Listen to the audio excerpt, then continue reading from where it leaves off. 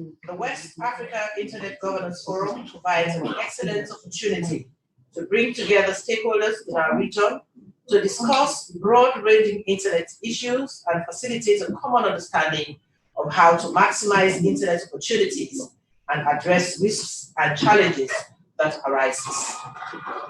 I am more especially grateful to be given the opportunity to meet with fellow policymakers from across West Africa and the IGF membership, learn from their experiences and gain insights on policy initiatives to address the current governance and access issues. Madam Chair, distinguished colleagues, ladies and gentlemen, I also wish to personally commend the organizers for the choice of topic for this year's virtual forum, which is digital inclusion and access in West Africa in response to COVID-19, a topic that is so relevant at a time when governments and regional leaders are implementing measures like social distancing and other health-related protocols to contain the spread of COVID-19. While the use of digital technologies has enabled the continuation of work,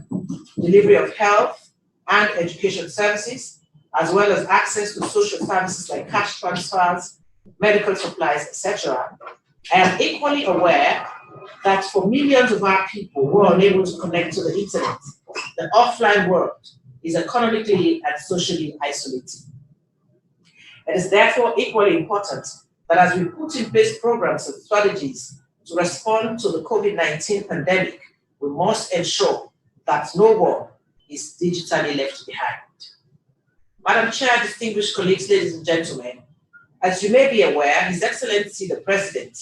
Brigadier Retired Julius Madabou,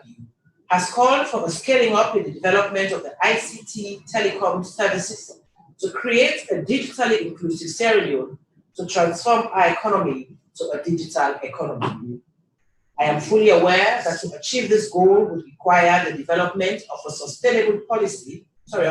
policy, legal and regulatory framework that ensures a competitive environment for the development and provision of services, stimulating innovation, creating scope for universal access, and increasing consumers' choice. We therefore acknowledge the strategic importance of ECOWAS Commission's effort in promoting the development of harmonized policies, legal and regulatory framework to transform the region into a digital economy as part of its 2030 digital transformation agenda. Madam Chair, distinguished colleagues, ladies and gentlemen, given the current challenges for our respective governments to develop measures to control the spread of the COVID-19 pandemic, the dependency on digital technologies such as VoIP, video conferencing, and other data-driven services has increased progressively. However, the opportunities that it provides are seldom equally distributed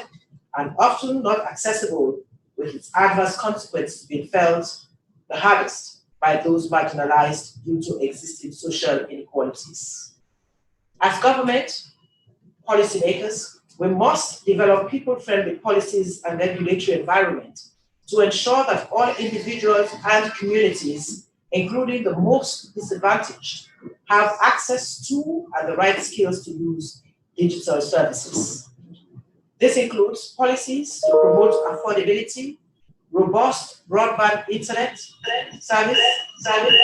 access to devices, and support the uptake of the right skills. Madam Chair, distinguished colleagues, ladies and gentlemen, I am aware since the beginning of the COVID-19 crisis, ICT has played a vital role within the ECOWAS sub-region in promoting the health and safety of our people and in keeping our economies and societies working.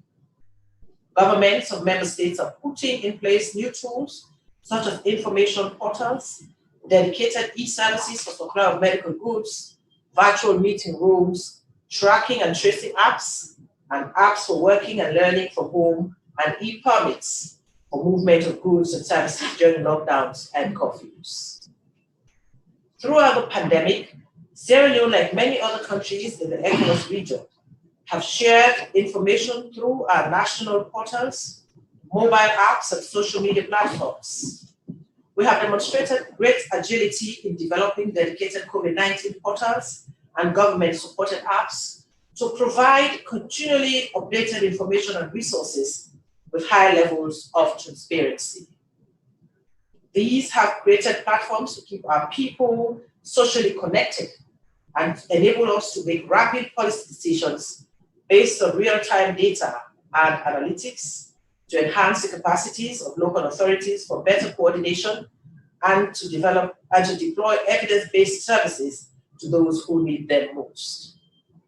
In my country, for instance, we have developed an electronic compliance enforcement management system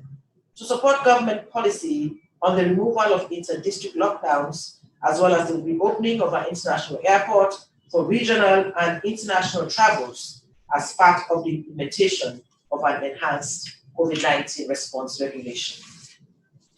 The system includes an electronic manifest system for public transportation to provide a list of contacts of infected persons that were co-passengers in a motor vehicle or sea vessel to further enhance the effectiveness of contact tracing. Compliance enforcement management system to enhance transparency in the administration of the enforcement measures, such as imposition of fines, and provide data that enable assessment of trends and compliance and overall efficacy of policy measures. Madam Chair, distinguished colleagues, ladies and gentlemen, while these measures has enabled us to quickly and radically respond to the pandemic by facilitating access to information and knowledge, simplify the delivery of essential services, and enable social and economic participation,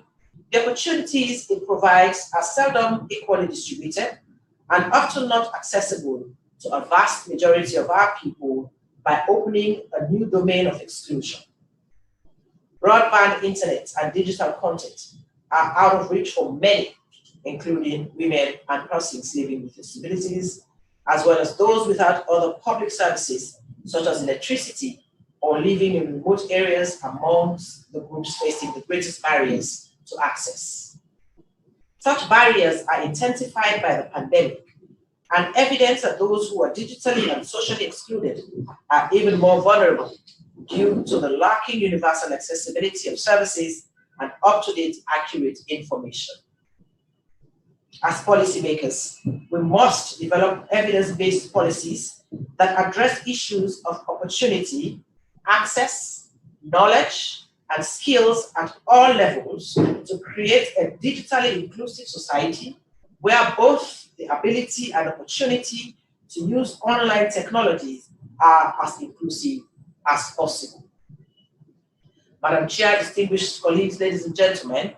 I am aware that even with the significant strides and efforts of this administration towards reforming the ICT sector, challenges still persist in dealing with the high cost and access to ICT services, as well as connecting the remaining unconnected areas. While mobile voice connectivity is at an encouraging 90% of our population, broadband penetration is at a disappointing 20%, with only about 5.6% of households having access to computers. The new direction agenda of President Leone is currently adopting a paradigm shift in strategy to enhance socio-economic development with a focus on human capital development with digital technology as the means to unleash the innate potentials of every citizen with a leave no one behind vision of the United Nations, as espoused in the Sustainable Development Goals and the Africa We Want principle for the African Union adopted in its 2063 vision. Madam Chair, distinguished colleagues, ladies and gentlemen, in order to achieve the above vision,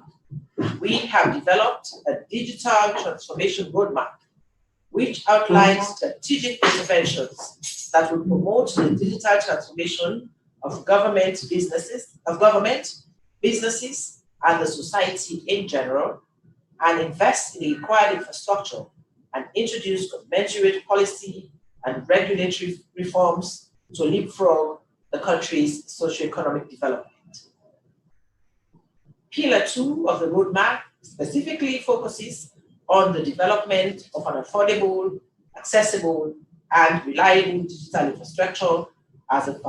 foundational requirement to achieve an inclusive digital transformation. The roadmap will build on the achievements in the sector and address the existing gaps, shortcomings, and failures, as well as break new grounds in the sector. The new strategy is in conformity with our national aspirations set out in the National Development Agenda, regional, ECOWAS, MRU, and international ITU agreements, and government macroeconomic policies on liberalization and privatization, taking into account the fact that digital transformation has a catalytic role in driving economic, social, and political development of Sierra Leone. The implementation of the roadmap will deliver long-term contributions such as minimizing the cost of access to ICT services, and hence widening the geographic scope of access to ICT telecom services, create new ICT-related SMEs, deepen regional and national socio-economic integration, and support economic growth. Madam Chair, distinguished colleagues, ladies and gentlemen, before I end my statement, I wish to remind you all that in 2016, the United Nations Human Rights Council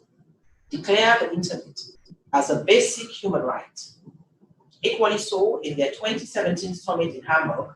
the G20 leaders also set out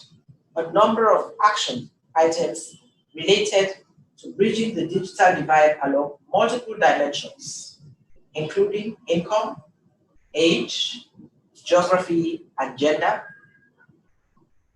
and ensure that all our citizens are digitally connected by 2025.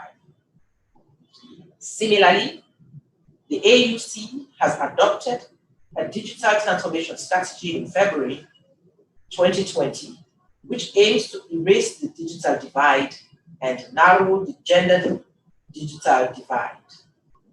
All of these visions needs to be translated into reality through a multi-stakeholder approach between African governments, ICT corporate sector, the AU, ECOWAS, and development partners, who need to work together to prioritize investments in ICT infrastructure, connecting the highest number of people possible to the internet at affordable prices and ending internet shutdowns. Madam Chair, distinguished colleagues, ladies and gentlemen, let me conclude by joining other speakers to emphasize the importance of this forum and invite you all to take a collaborative approach and focus on policies that will promote digital inclusion and access, which are critical to West Africa in achieving our 2030 digital transformation goals. I thank you all very much for your attention. Thank you very much, Madam Deputy Honorable Minister. You have spoken so eloquently on the multitude of factors and challenges that face the region, but you have also noted that as a region, we are capable of doing a lot more than we think. So thank you very much. Thank you.